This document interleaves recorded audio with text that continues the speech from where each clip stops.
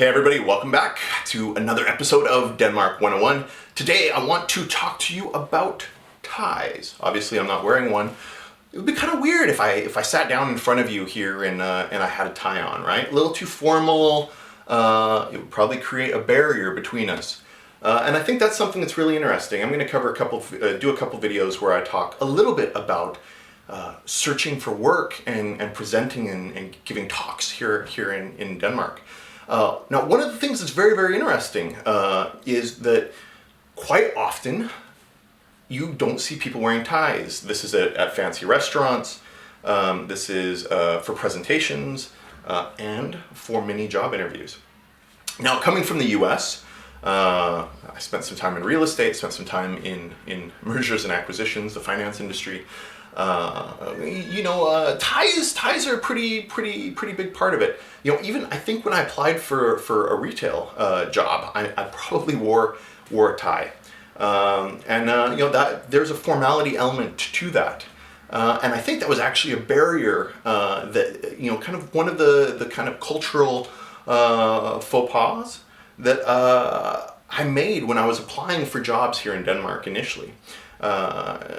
In talking to a colleague about it, and he's done quite a bit of hiring, he pointed out that ties fundamentally serve as a barrier, and for that reason, they're very often something that the Danes avoid. Here you have a very egalitarian, a very equal, a very flat hierarchy, and so it kind of only makes sense, right? That you wouldn't have a big tie culture. Now, that's not to say that some of the banks or some of the very traditional, very corporate companies within Denmark don't use ties and they don't have that tie culture. But for the most part, it's something that you would leave at home. And this is also for many talks and if you're speaking or doing things like that, you really have to use a lot of care when choosing if you should wear a tie, and quite often you'll be out of place in a lot of places if you are wearing a tie. This is quite interesting. Of course, it's a different dynamic everywhere you go. You have other cultures within Europe that are, of course, much more formal.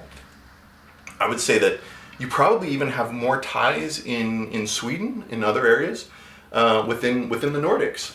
So that's also adds another interesting dynamic to it. But by and large, it is interesting, and I think it's very true that the tie does create this barrier, this wall, this kind of this obstacle to communication.